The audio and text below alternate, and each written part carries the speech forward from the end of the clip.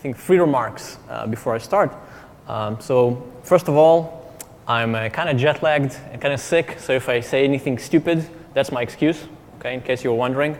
The second, I want you to treat this talk mostly as an intro to GPS spoofing in general.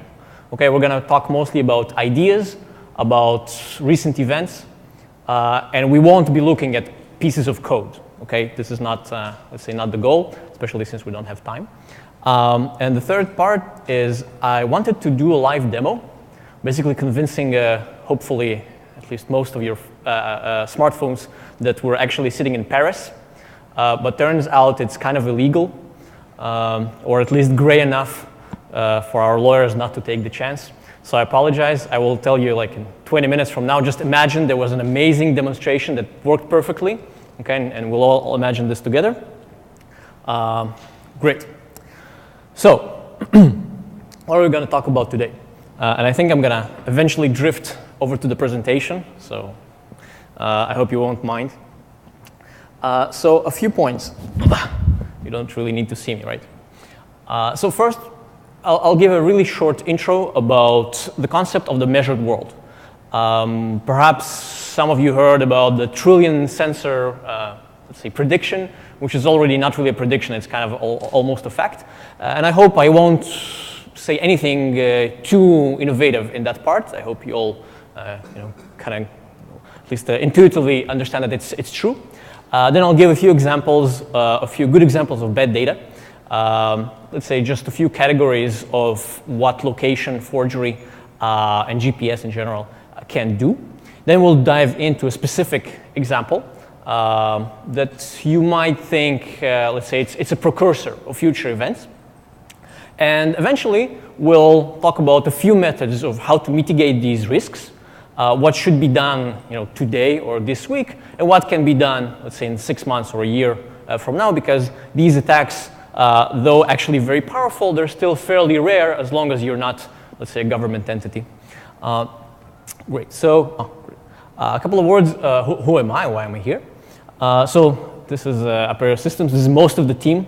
We're from Israel. You can see in the background there on the right, actually pieces of the beach. This is actually the view from our office. So if you're ever in Israel, hop over. We'll take you sunbathing. But so my background is kind of split. Because my official education is in physics and electrical engineering, master's in quantum physics. So what am I doing in RSA? So the issue is that I'm actually a classical PC kid. My dad taught me to code when I was 8. I was a researcher and team leader. I'm a captain in reserve in the Israeli military intelligence. I can't truly tell you what I did there. I will say that one of my, let's say, superior officers in the chain of command just gave a talk 2 hours ago here together with General Keith Alexander, which you probably recognize the name because they used to work together. So you can, add it up on your own. Was head of malware research and checkpoint, etc. So that puts me and actually most of the rest of the team in kind of a unique position to understand the crossover between the physical world and physical signals and cybersecurity and, in general, the mindset of a hacker. Okay, awesome team. I won't go into that too much. So, what I mean by the measured world, right? If you go to a power plant or any first world heavy manufacturing facility, you will see that there are thousands, usually tens of thousands of physical signals that are measuring basically every part of the process. The temperature of the axis of the turbine, the rate of rotation, the pressure of the gas pipe, basically everything you can imagine, because this is their eyes and ears, right, of the operators. This has nothing to do with cybersecurity, okay? This is just to detect malfunctions, calculate efficiency. And the same is true for wind turbines, for pharma plants. This is a growing trend. For water purification plants, et cetera, et cetera. And if we come to them and say, well, actually, it's a good idea to measure every piece of the physical equipment you have, they're going to laugh at me because that's old news. They were doing this for 30 years already. But if we think about the expansion into, let's say, IoT use cases, and we heard the buzzwords for many years already. There are smartphones and smart cars and smart cities and smart houses and smart industrial complexes, et cetera, smart everything. And one of the main things that make a thing smart is its ability to sense its environment and itself, right? So if you want a smart car, you need to be able to see what's in front of it, what's behind it, to know its position, right? You want to know, we want it to know the temperature of its engine, right? The level of fuel, etc. And this is what brings, it depends on which consultancy company you believe, but there are different predictions. Mostly everyone agreed that within a few years there will be around 1 trillion sensors around the world measuring physical stuff. And it's kind of obvious, right? Both due to the miniaturization trend and our desire to measure everything that we have, right, to collect data. Okay, so so far so good. Let's agree that you believe me. There is one problem, or one of the problems, is that actually the road between reality and an HMI, right, a human-machine interface, or in the control room, or some other decision-making platform, is actually very long. Now, this is an example from a power plant. This is SCADA network. Aperio, we work mostly with power plants, power grids, etc. So this is, the default example I always think about. But the thing is, there's actually a lot of equipment between the physical world, the actual, the truth, and what we see in the digital realm. Right? There's the sensor itself. It might be broken. It might be, let's say, tampered with.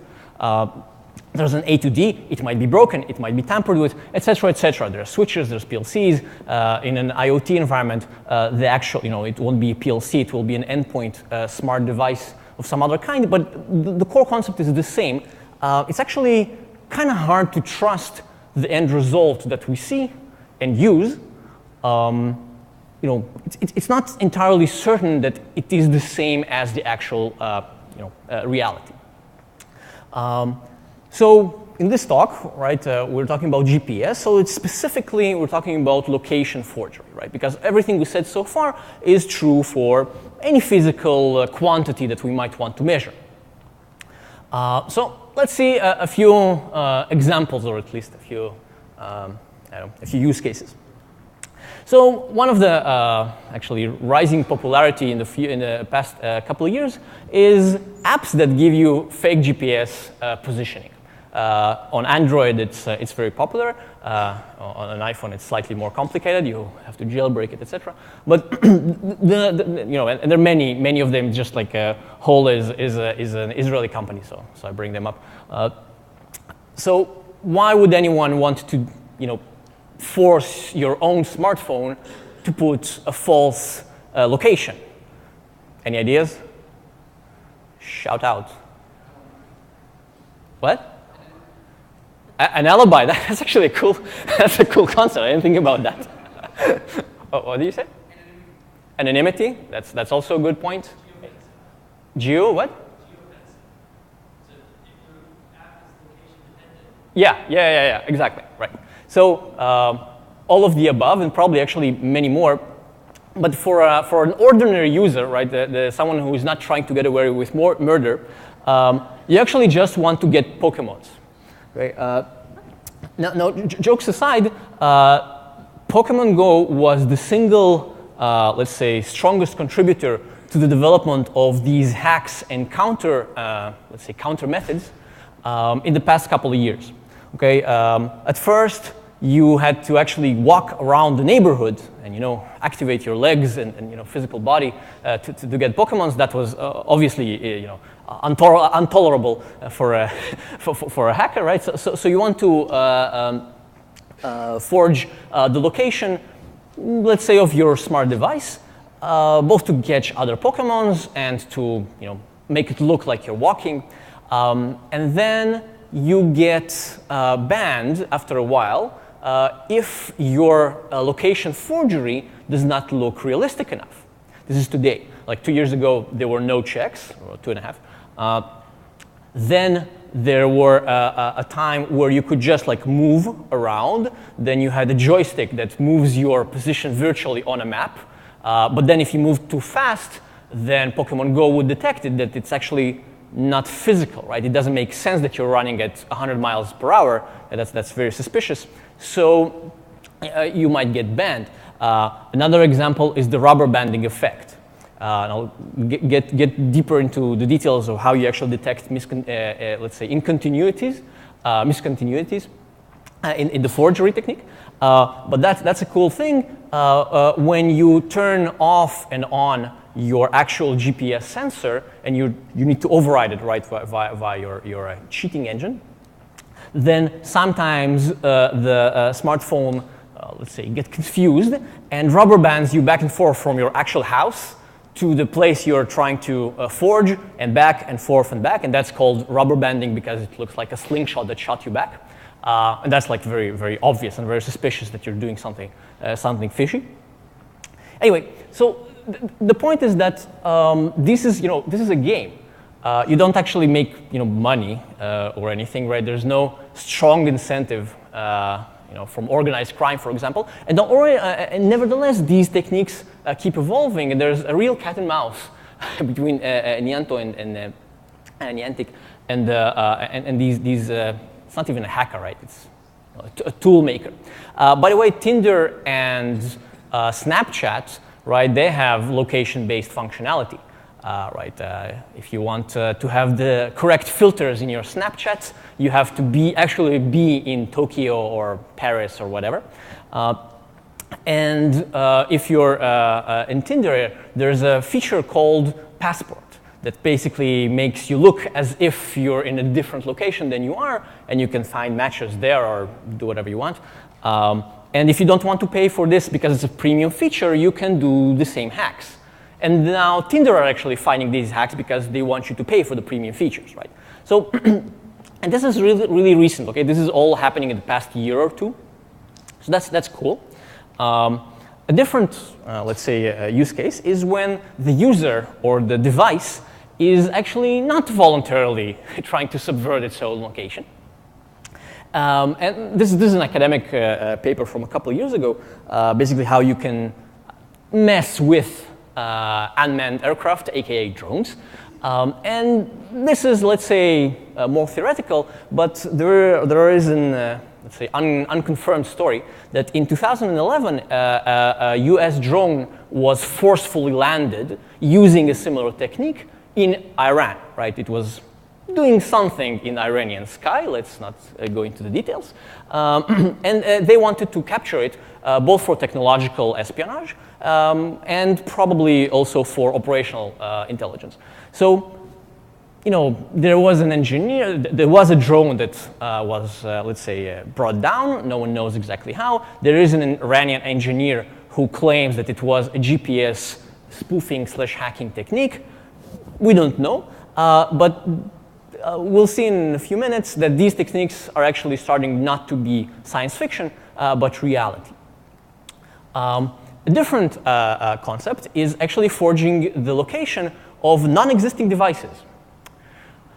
This is cool. This was done in the Technion several years ago, which is the university where I also learned. So I'm very proud of the students. So the trick is this: we all know Waze, right, or Google Maps, whatever you like using. And one of the key functionalities is that they want to divert you into a least congested area, right, where there's less traffic. That's great, but how do they know where there's a lot of traffic? Because they have a lot of users and they see how they behave in the traffic jam. So they say, oh, there's a jam because everyone are going for 5 miles an hour. Let's go, put you around. Awesome. Now, what if actually there is no traffic jam, but you can generate a bunch of emulators running Waze and forcefully dictate their position, right? It's a virtual device. It doesn't know there is no GPS sensor anyway, so not a problem. And Waze at least used to not know better. And they actually generated fake traffic jams when the actual road was completely clear. And they diverted a lot of people via the Waze, very intelligent, decision-making algorithm. But they fed it wrong data, okay? False data about the real world, which forced it to make the wrong decisions. And then the students could drive to home on an empty highway, right? So there's obvious value in that. Jokes aside, there is Waze didn't say exactly how, but there were some publications saying, yeah, like we're aware, we're handling it. Yeah. So it might be one of the things I believe is that the app itself is trying to verify that it's not running on an emulated device, right? Which is a completely different story because it's not actually really easy to do. But anyway, that's a cool story. A different aspect is GPS jamming. Now, so far we were talking about spoofing, right? Generating falsified signals, falsified positions. Jamming is a much more brutal technique. It's kind of like a DDoS, but for location. So you have, you basically blast the area with the correct frequency that GPS signals are broadcasted on. It's about 1.5 gigahertz, if anyone is interested. And since the signal itself is actually very weak to begin with, it's really easy to do. So like, a Blade RF or Hack RF or any other software-defined radio, that I plug into my laptop can cover not only this room, but actually like this whole building pretty easily, because you're competing against signals literally from outer space. Okay, it's pretty easy to defeat this, on a physical level, right, on the intensity level, as long as you know how to, make a realistic enough forgery. But we'll get into that slightly later.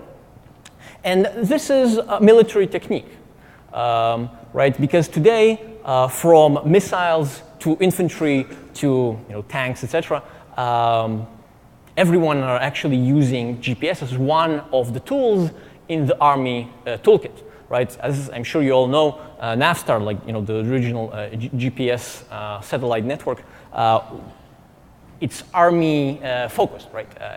To this day, there is an Army protocol that's actually slightly more robust and secure.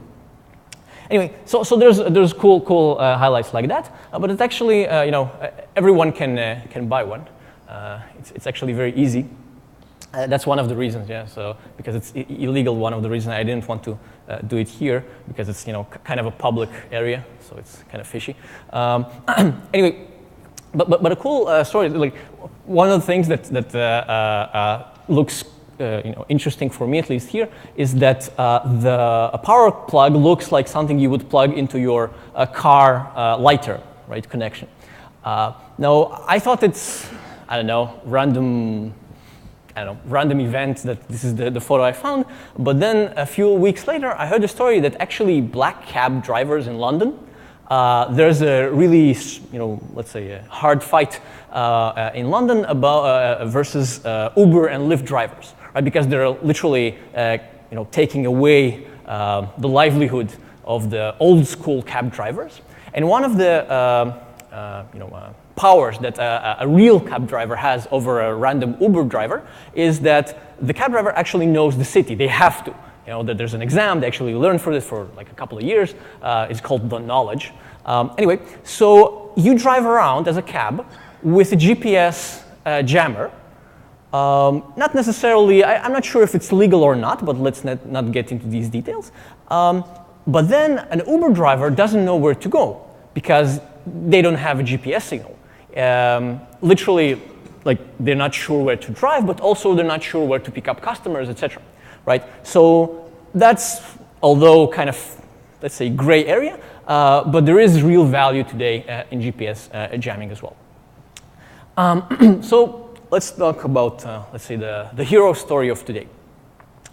So this happened about a year plus ago. Almost two.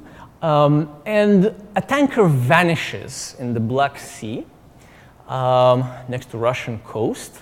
Now it's a very big tanker, so it can't just disappear.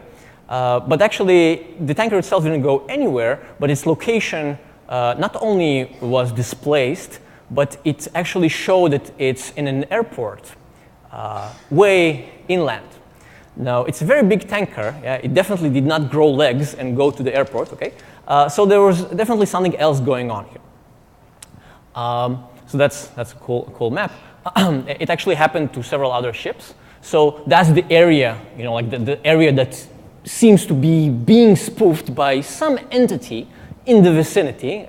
I'll let you complete the blanks. And you randomly get positions. I'm not sure it's actually random, but you get various positions inland when you're looking at your, at what your GPS sensors are telling you. Now, we don't know what exactly that was. This phenomena stopped after a while. But turns out that I think 2 or 3 years before this story, there were actually similar reports happening in central Moscow, around the Kremlin. You would sometimes get a position, if you look at your phone, that showed that you're in Sheremetyevo, which is like the local airport. Why? I don't know. But let's say that was verified, at least by CNN reporters. So this is actually kind of scary because, and we'll get into it in a second, we depend on sensor data in general, but specifically for location and navigation more and more, almost blindly on these, on GPS, but in general on satellite-based navigation. By the way, there are other systems in the world except for the known NASTAR. We'll get into it in a second. So why would you do GPS spoofing in general, right? If we assume it was some kind of Russian agency that were, let's say, testing their skill set, because there was obviously no, bless you, no military activity going around in the area. So first you want military deception. If you're finding an enemy that either can't know where it is or thinks he's somewhere else, which is actually much worse, right? Because if I think I know my position, but it's wrong, I will not look for alternatives. I will not verify it via other means, right? I will not look at my radar if I'm a ship, right? Because I know where I am. It's if you don't actually forge it inland, which is obviously fake, right? It's actually easy to make a ship steer off course. You might want to either hijack cargo and hide the fact that you stole it if you're a pirate, which obviously will not do the actual forgery, right? They will buy it from a random mafia guy on a black forum, but the functionality is the same, right? If you're hijacking a ship or anything else, a truck, you probably don't want a home base to figure that out until it's too late, which is, again, it's much stronger than just jamming the signal, right? Jamming is obvious. Well, my truck disappeared, something's going on, versus, well, my truck is en route. So now I have like 12 more hours until I figure out it didn't arrive. You can tamper with the home base state awareness, which is becoming more and more important as different types of swarm intelligence mechanisms become prominent. Waze is one of the early examples, right? But drone control, air control, it's kind of similar. And the more we get autonomous vehicles, drones, cargo ships, the more they rely on automatic position locations, right? Now, we were talking about cargo and physical stuff, but actually there's a growing trend, especially here in California, turns out, to put GPS tracking devices on your things. That's not very exciting. On your pets, that's nice, and also on your children sometimes. Now it actually has real value, right? You don't want the people to get lost, so that's important. But if you, God forbid, have your child kidnapped, that all of these principles apply the same, but it becomes much more scary than losing a ship. Anyway, so let's say I frightened you enough. Let's see what we can do about it. So first, let's talk about the bigger picture, right? So I'm sure you've seen the 7 steps, of the kill chain a billion times. And one of the things that we, at least in Aperio, think about is that when you're talking about a physical system that is being actively monitored, okay, a power plant is a great example. A fleet of cargo ships or trucks is also a good example. It's kind of similar. So you actually, as an attacker, need to do 2 more steps if you're trying to do physical interception or anything like that. So you want to forge the state awareness, in our example, the position of the stuff. And then you want to destroy, tamper with, steal, do whatever you want, because that's it. Everyone are blind, okay? You're already inside, and it's not being monitored. Yes. And remember, these things are cheap. Yeah. Now, in general, there are 2 ways to do GPS spoofing or forgery.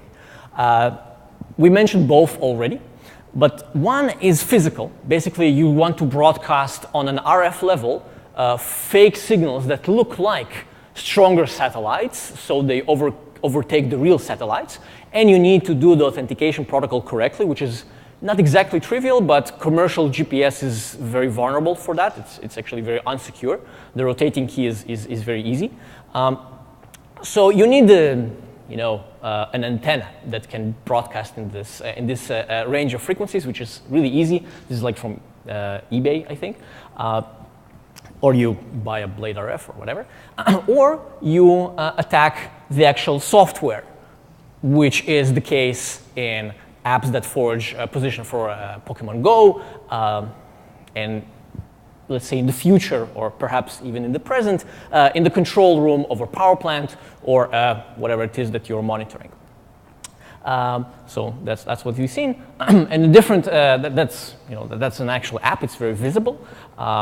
This is like an alternative. Is the research we did 2 or 3 years ago, back when I was at Checkpoint, to sit actually in the inter-process communication layer, which is a very good place to hack almost anything in Android. Specifically, if you sit between the GPS sensor and the driver and the actual application layer that use this data, you can do anything. It's actually pretty easy. So if you want, you can Google it. It's a nice talk. So what can we do about it? And then I'll try to leave some time for questions. So these are recommendations. There's another slide continuing that from Homeland Security about a year ago, 6 months ago. So let's talk about it. One idea is obscure antennas. Okay, install antennas where they're not visible from publicly accessible locations, etc. Basically, don't show the hacker where your GPS antenna is, so they won't be able to target it. That's actually kind of not a good idea. We'll talk in a second why. You might want to add a sensor or a blocker that is dedicated for looking for spoofing, for this RF level of forgery. You can, in principle, detect characteristics of interference, jamming, and spoofing signals, right? Because they have some unique parameters. Sometimes, not always. Depends on how you do the forgery. Some other stuff that Homeland Security recommends. You can extend data spoofing whitelist to sensors. Basically, you can say what type of hardware or sensor infrastructure is valid, we trust it, it's resilient against spoofing, and what is not. Again, that's actually very hard to implement. A different idea is use more GPS signal types. Now, we mentioned there are actually, for example, there's GLONASS, there's a Russian network that is doing pretty much the same, almost with the same resolution, by the way. Another one, there's also an Indian network, but that's actually only local. Anyway, and there are a couple of others. There's the Galileo for the European Union. And that's a good idea, because now a hacker needs to not only forge 2 types of GPS signals, they also have to correlate together and not form an internal contradiction. That's actually a good idea, but again, it's not obvious how a normal person would do that, right? Like, what do you buy? And the final recommendation, which is always good, reduce latency in recognition and reporting of interference, jamming, and spoofing, right? Like, just be faster with detecting that something is wrong, which is an amazing idea if we could only do that, right? So about the hide antennas, this is actually engineering. Either it creates a complication because in principle you can like do a shield that only opens up to the sky level, but that's basically total bullshit. I mean, you can harden GPS antennas on a hardware level, basically to have internal verification from multiple angles, etc. And like you can measure phase and all kinds of cool stuff. But it's not as simple as just put your antenna behind the wall. That doesn't work. Okay, that's seems ridiculous. Anyway, dedicated sensor that could be really cool. You need to install additional hardware, so like you need another product on your truck or your ship. But okay. But also it's important that you have the right algorithms because it's not that easy to detect forgery. And we'll get into that in a second. About whitelisting hardware. Look, whitelisting in general of any piece of equipment, even software, is actually really hard. There's things going out all the time, and as a normal user, you don't actually keep up to date with all that crap. So that's usually not practical in any area, specifically GPS sensors that you're not always even aware what are the hardware that you bought, what they actually use. Use better GPS technology. Use more verification from other areas. That's a good idea, but it's really up to the end consumer, right? Like you actually buy a box and they say, well, plug here the cable and it will tell you your position, it will broadcast it back. You don't actually get a say if they're using Galileo or Navstar, right? That's not a talk you usually have with the hardware vendor. By the way, perhaps we should start doing that. And detect and report forgery ASAP. Yes, that we really want to do that. Let's talk about how, right? So a couple of they forced all of the talkers in RSA to put an apply slide. So part of what can be done, quote unquote, right now, and part what can be done in future planning, right? So first, all of the advice, or almost all of the advice from Homeland Security, we're talking about physical, RF level forgery. They were not talking about someone interfering with your application level, because that's actually an endpoint concern, an endpoint or let's say communication within a network concern. One of the cool things you can do that we did not talk about today with GPS spoofing is actually forge time. For example, a stock market or other, let's say, use cases that require high precision timestamps often use the GPS network to get a universal time validation. And if you can do that and do, let's say, a gradual drift in stock market exchange deals, you can actually become a billionaire pretty quickly. So that's a really cool attack.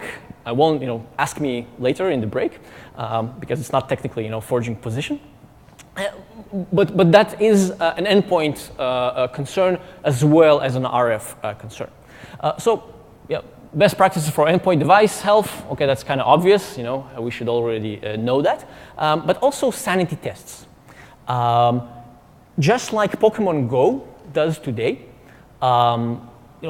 trying to figure out on a very, let's say, simplistic level, what I see, does it make sense, right? Are there any weird jumps from one position to another? Is the velocity, not too high, not too low?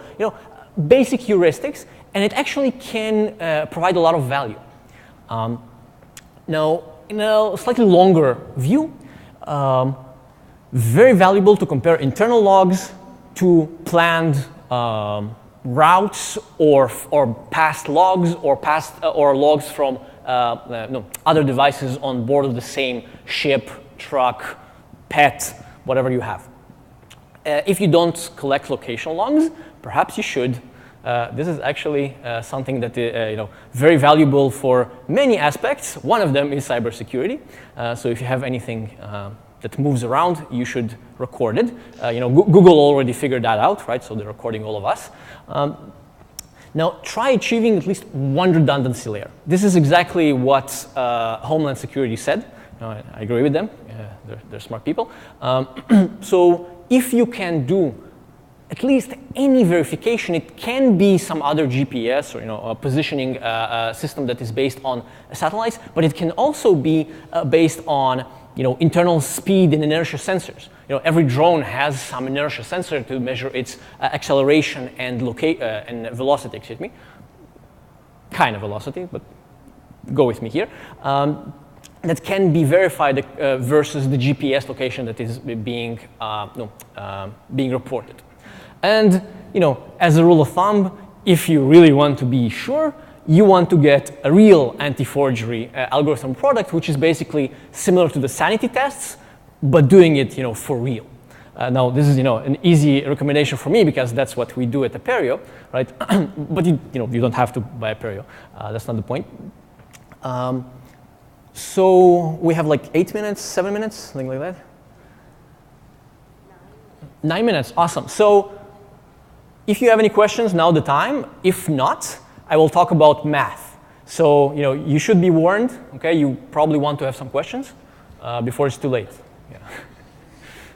Can you speak to the type of key validation that happens on commercially available GPS now?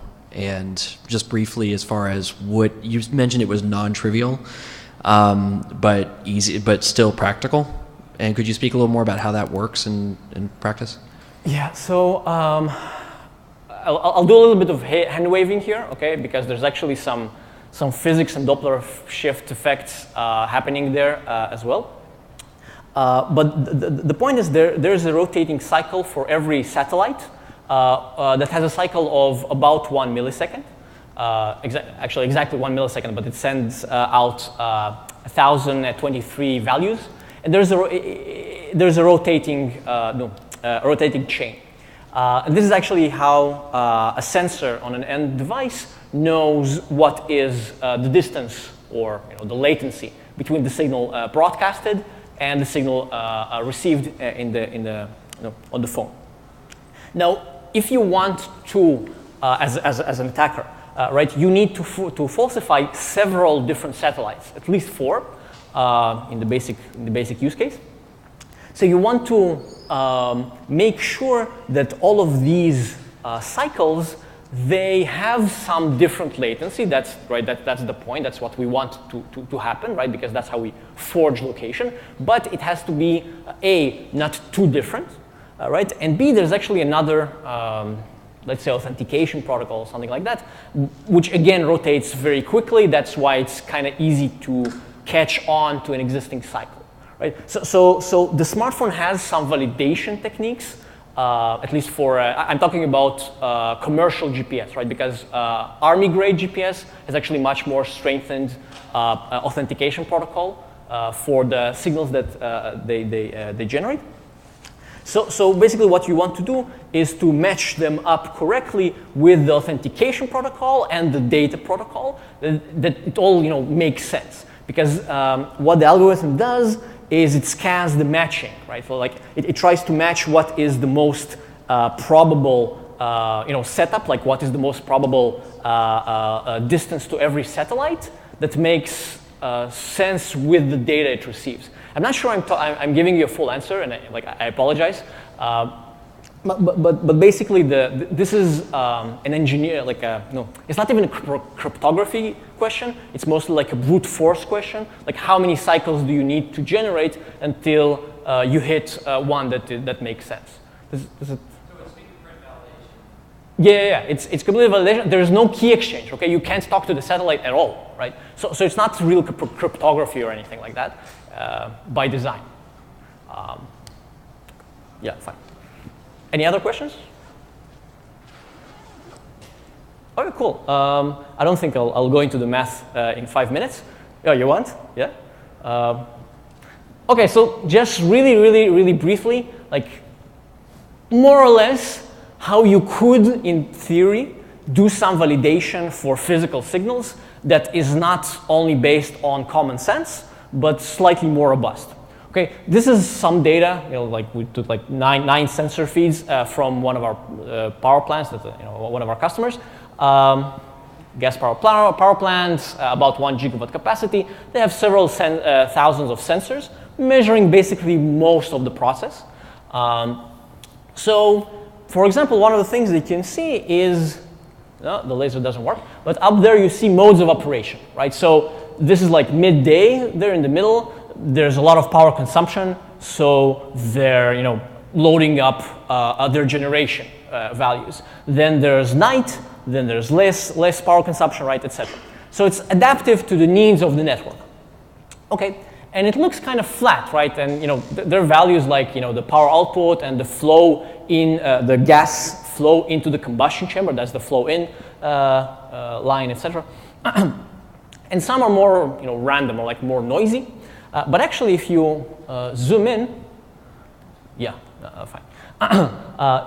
If you zoom in on a specific state, like a line that looks, that looks kind of flat, it actually, it's not really flat. There is some internal noise and fluctuations that always happen. This is one of the magical properties of a physical system.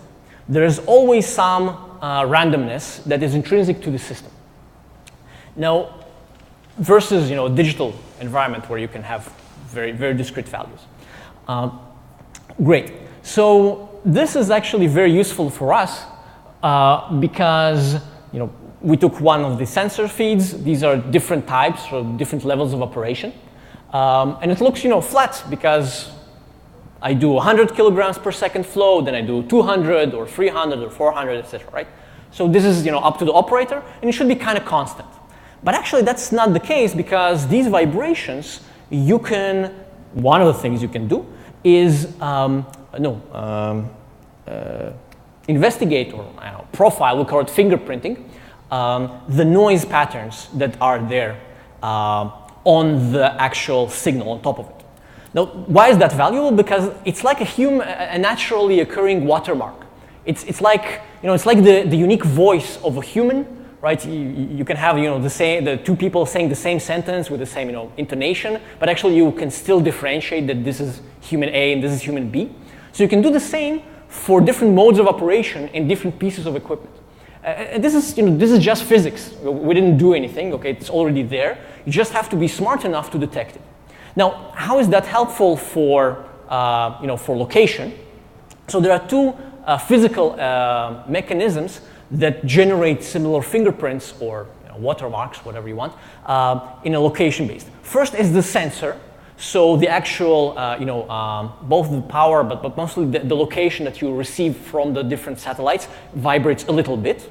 But also the position of the actual vehicle, okay? There is a certain natural acceleration for a truck, okay? If you're a tanker and you turn, there's a certain latency, right? You can't like turn immediately, right? It takes some time, and then you have some drift, and there's some inertia.